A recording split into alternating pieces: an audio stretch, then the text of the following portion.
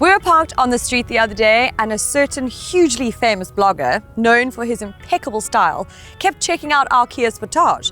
That means it's cool, right? It certainly looks the business. With a completely redesigned exterior and interior, this is undoubtedly the best Sportage yet. But with 5 engines and 12 variants to choose from, we've been wondering, which is the best Sportage to have? Which one gives you the best bang for your hard-earned rand? It could be this one.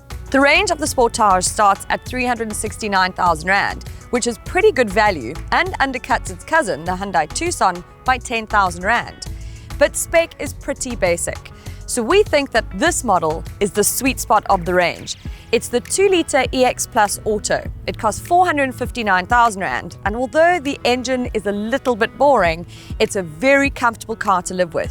The interior of the Sportage is properly screwed together. The build quality is superb, so there isn't a hint of a rattle or a creak anywhere. The seats are really comfortable and they're great for those long distance drives. The infotainment system is comprehensive with a great sound system. There's cruise control, this really handy multifunction steering wheel, and rear and front park distance control as standard. However, the infotainment system has an odd quirk.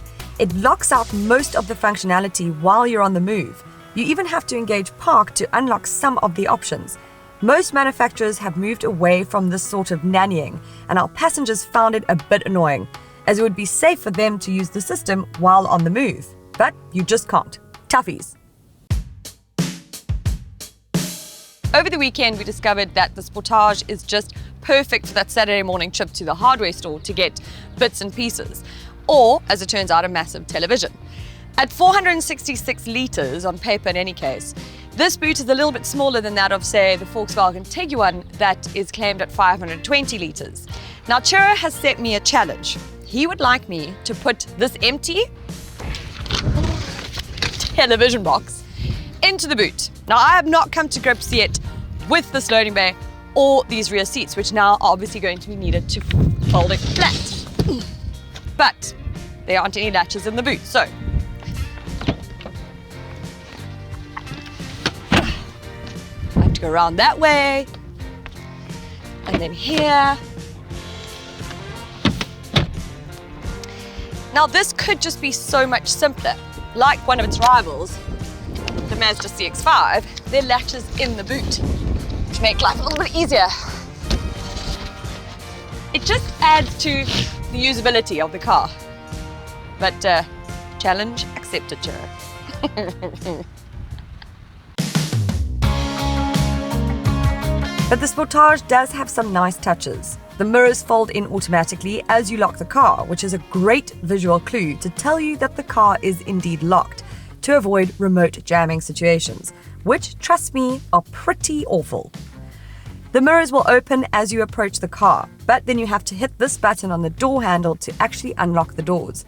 The key can remain in your pocket the whole time, as the car has keyless start. The car has auto-electric windows all round, electric seats for driver and passenger, and rake and reach adjustable steering wheel.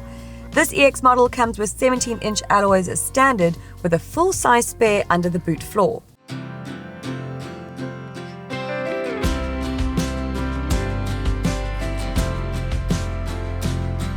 The Sportage has all the ingredients to be a really strong contender in what is a really tough segment.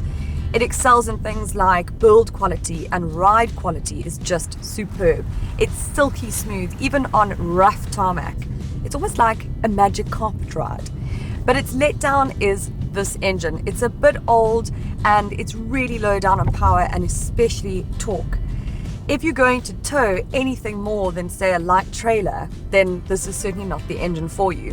And although Kia claims a fuel consumption of just 8.1 litres per 100 k's, the best we got was 11.6. If you're going to use the Sportage as a runaround, then we suggest going for the 1.7 litre turbo diesel engine. You'll also save money at the fuel pumps. It's also just 17,000 rand more than its petrol equivalent, and that's a small price premium to pay for better economy. With a 5-year warranty and 5-year 90,000 kilometer service plan, your car is nicely covered for 5 years. Although we can't understand why Kia doesn't offer the same 7-year warranty that Hyundai offers, because essentially under the skin, Both companies' products are virtually identical. With strong competition in this segment from the likes of the Hyundai Tucson, Mazda CX-5 and Volkswagen Tiguan, not to mention perennial favorites such as the Toyota RAV4, the Sportage has its work cut out for it in terms of wooing South African buyers. But this is a good product from Kia, arguably one of their best, and is certainly worth a look if you're buying into this segment. Let us know what you think in the comments below. We'd love for you to join our community by subscribing to our YouTube channel. Thanks for watching.